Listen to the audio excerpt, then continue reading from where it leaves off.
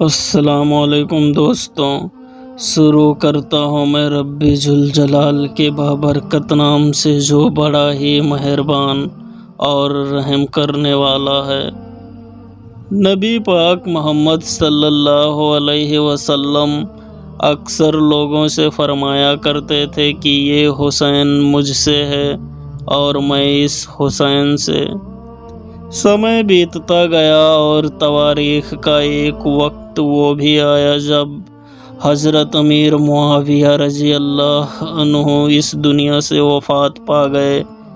تب ان کے بعد ان کا بیٹا جس کا نام یزید تھا اس کو خلافت مل گئی، جو بہت ہی بڑا عیاش، شرابی اور بدترین قسم کا آدمی تھا۔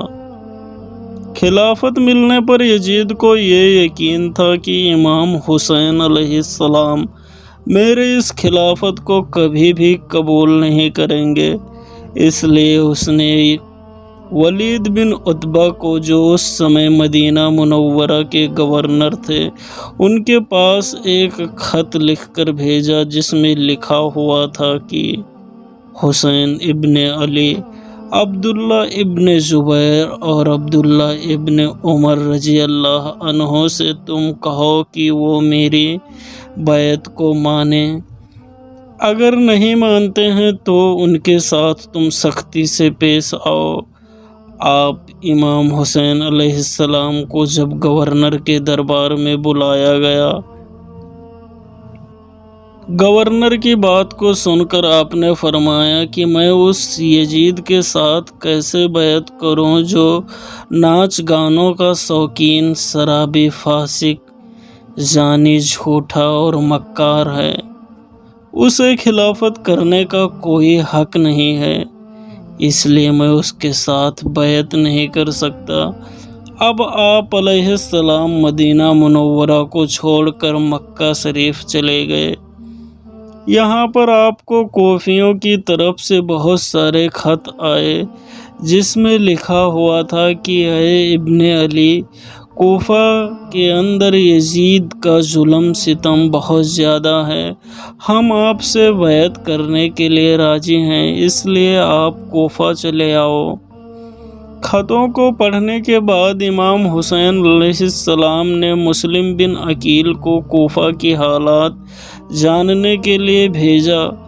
کوفہ پہنچنے پر وہاں کے لوگوں نے مسلم بن عقیل رضی اللہ عنہ کا بہت ہی محبت سے استقبال کیا، اور دیکھتے ہی دیکھتے کچھ ہی دنوں میں بہت سارے کوفیوں نے ان کے ہاتھ پر بیعت کر لیا۔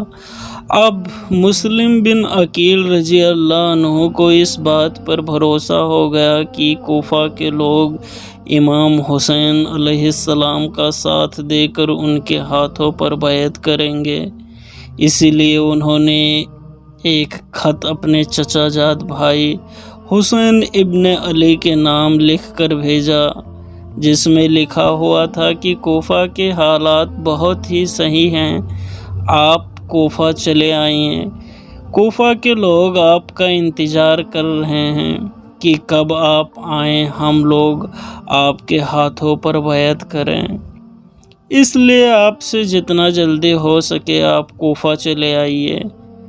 اب جہاں ایک طرف وہ خط مکہ شریف پہنچا، وہیں دوسری طرف کوفہ میں جب یزید کو یہ بھنک پہنچی کہ بہت سارے لوگ مسلم بن عقیل کا ساتھ دے رہے ہیں، تب اس نے اپنے لشکر کو بھیج کر کوفہ کے لوگوں کو ڈرانا دھمکانا شروع کیا، اور کہا کہ اگر کوئی بھی مسلم کا ساتھ دے گا تو ہم اسے قتل کر دیں گے۔ اس کو سننے کے بعد وہی لوگ جو آج تک مسلم بن عقیل رضی اللہ عنہ کا ساتھ دے رہے تھے، وہی ان کے جان کے دشمن بن گئے اور امام مسلم بن عقیل کو شہید کر دیا۔ دوسری طرف خط کو پڑھنے کے بعد حسین ابن علی مکہ سے کوفہ کے لیے اپنے تمام اہل و خانہ کے ساتھ نکل پڑے۔ جب آپ مکہ سے کوفہ جا رہے تھے، راستے میں ہی آپ کو مسلم بن عقیل کی شہادت اور کوفیوں کی بے وفائی کی خبر ملی۔ آپ علیہ السلام جب کوفہ شہر کے پاس پہنچے تو یزیدی لشکروں نے ان کو روک دیا۔ روکنے پر امام حسین علیہ السلام نے فرمایا کہ ہم تو یہاں آپ کے بلانے پر ہی آئے ہیں، اب اگر آپ چاہتے ہیں کہ ہم کوفہ شہر میں نہ آئیں تو ہمیں واپس جانے دیجیے، ہم جانے کے لیے تیار ہیں۔ اور اس طرح آپ نے اپنے راستے کو بدل لیا اور چلتے چلتے ایک ریگستان میں پہنچ کر ایک شخص سے سوال کیا کہ یہ کون سی جگہ ہے؟ اس نے جواب میں کہا اسے کربلا کہا جاتا ہے۔ آپ نے ترنت اپنے اہل خانہ کو یہ حکم دیا کہ اسی جگہ پر خیمہ لگا دیا جائے۔ جب یزیدی فوجیوں کو معلوم ہوا تب وہ اپنا لشکر لے کر کربلا کے میدان میں پہنچ گئے۔ یزیدی لشکروں کا سپہ سالار اس سمے ابن سعد تھا۔ حسین ابن علی نے ابن سعد سے فرمایا کہ تم مجھے یزید کے سامنے لے چلو یا پھر شہر مکہ واپس جانے دو۔ دونوں ہی باتوں کو ابن سعد نے قبول نہیں کیا اور یزید کے ساتھ بیعت کرنے کے لیے مجبور کرتا رہا۔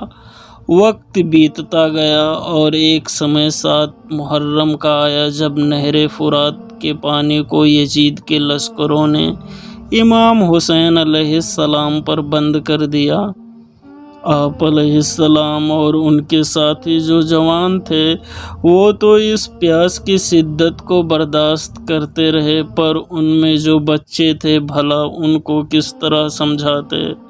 حسین ابن علی یزیدی فوجیوں سے لگاتار کہتے رہے، اے لوگوں، میں نواسہ رسول ہوں، تم لوگوں نے ہم پر پانی بند کر دیا، ہمیں واپس جانے نہیں دیا، ہمارے عزیز و اقارب کو شہید کر دیا۔ اس کو سنتے ہی سمر نے لشکروں کو حکم دیا کہ حملہ کرو۔ تواریخ گواہ ہے، ایک طرف لاکھوں کی فوج تو دوسری طرف 3 دن کا بھوکا پیاسا ایک تنہا امام علی کا لاڈلا۔ یزید کے بھاری بھرکم لشکر نے جب امام حسین پر حملہ کیا تب آپ نے اللہ کا نام لے کر اپنے ذوالفقار کو نیان سے نکال لیا۔ کربلا کے میدان میں حسین ابن علی کی ذوالفقار ایسے چلی کہ فوجی اسکیاں دیکھ کر بھاگنے لگی۔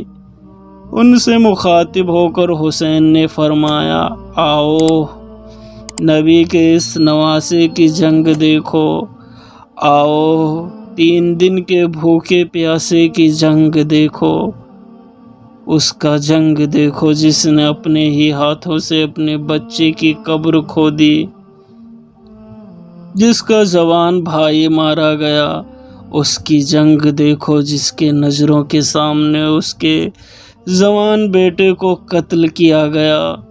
شیر کی طرح امام حسین لاکھوں لشکروں سے لڑ رہے تھے، اتنے میں ہی غیب سے آواز آئی، حسین تیرا اللہ تجھ سے راضی ہے۔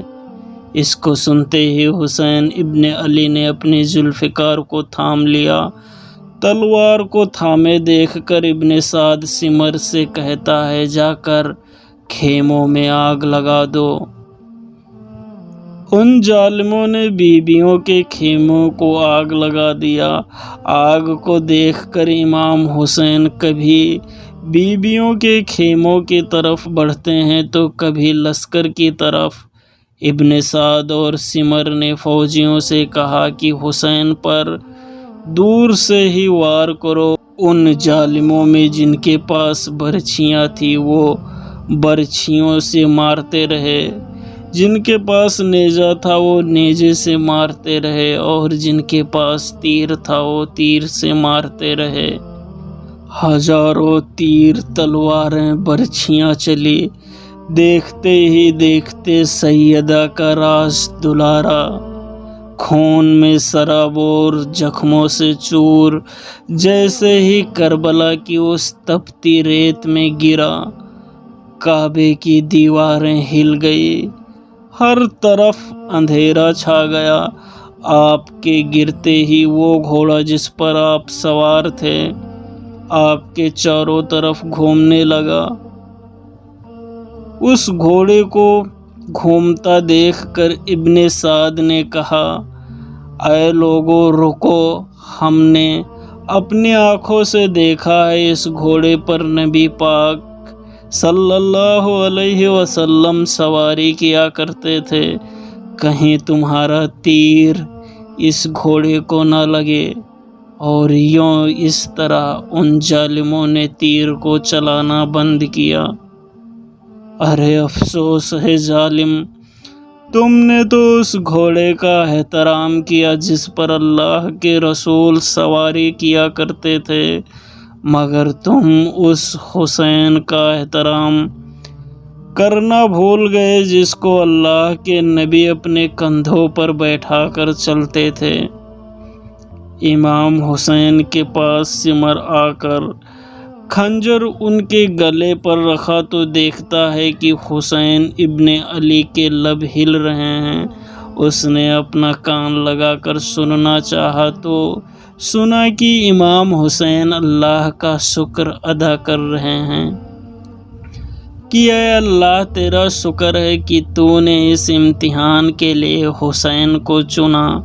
حسین ابن علی نے سمر سے کہا کہ اے سمر بتا، کیا تو نہیں جانتا کہ میں حق پر ہوں، میں جنت کا سردار ہوں؟ اور تو کیا نہیں جانتا کہ میں نواسہ رسول ہوں؟ سمر نے کہا، ہاں مجھے معلوم ہے۔ پھر آپ نے فرمایا، تو پھر قتل کیوں کر رہے ہو؟ جواب میں سمر نے کہا، اس لیے تاکہ یزید دنیاوی دولت میری جھولی میں بھر سکے۔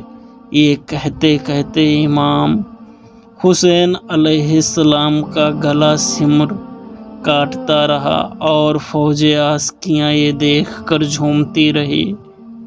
امام حسین کے سر قلم ہونے کے بعد ان ظالموں نے بیویوں کے سر سے چادر کو کھینچ لیا۔ زمین کربلا اس بات کا گواہ ہے کہ حسین ابن علی کے جسم پر جو چیزیں تھیں ان لوگوں نے اس کو چھین لیا۔ ان کے جسم مبارک پر ان ظالموں نے گھوڑے دوڑائے۔ اس دن تو بدکاروں نے امام حسین کو شہید کر دیا، لیکن تا قیامت تک لوگوں کے دلوں میں حسین علیہ السلام زندہ رہیں گے۔ دوستو، اگر آپ کو ویڈیو پسند آیا ہے تو لائک، چینل کو سبسکرائب ضرور کریں۔ اپنے عزیزوں کا خوب سارا خیال رکھیے۔ اللہ حافظ۔